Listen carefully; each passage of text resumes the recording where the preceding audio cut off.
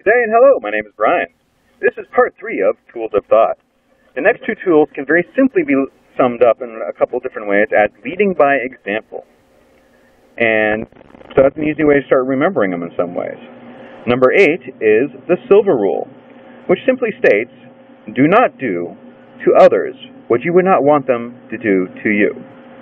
Now, a good way to show how that works is don't go beating people up, because you don't want them to beat you up.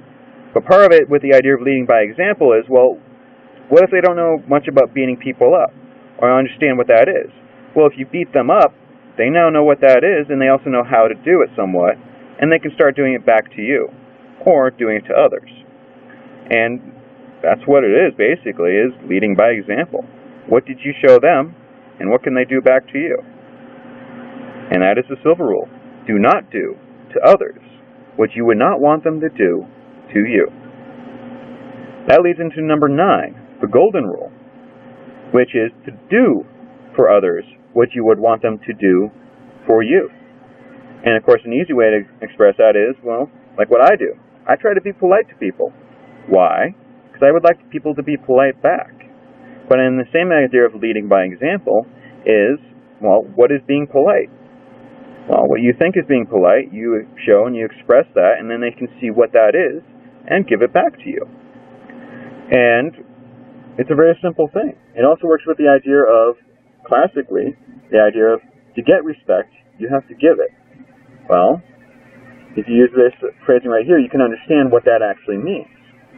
You have to show what respect is before you can actually have someone give it back, because you have to lead by example. You have to show them what respect is before they can actually give you respect, because they might understand what that is.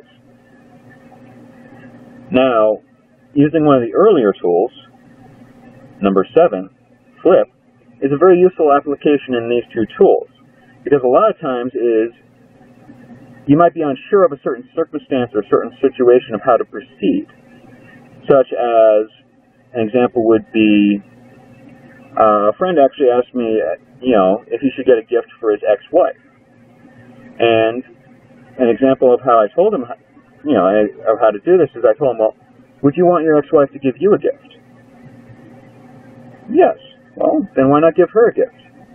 And it's a very good example of flipping it. Would you want that person to do the same thing to you? And that's a quick application of one of the earlier tools with one of the later tools to actually work through a problem. Number 10, meditating upon a word. I will say that again. Number 10, meditating upon a word.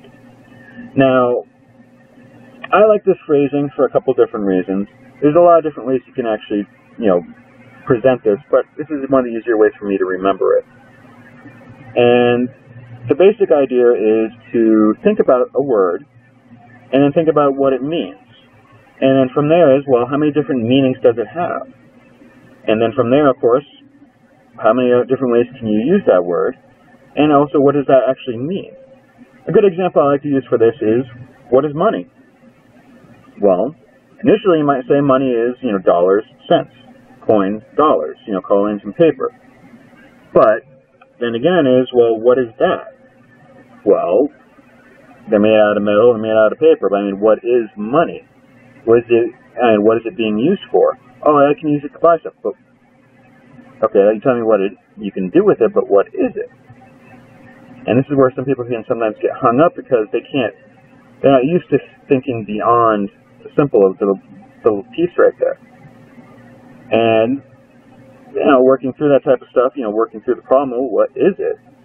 You can actually start figuring out something. Part of it, the way you can figure some of the stuff out is by looking through the past and different forms of money, and then start looking at, well, why is it used? How is it used?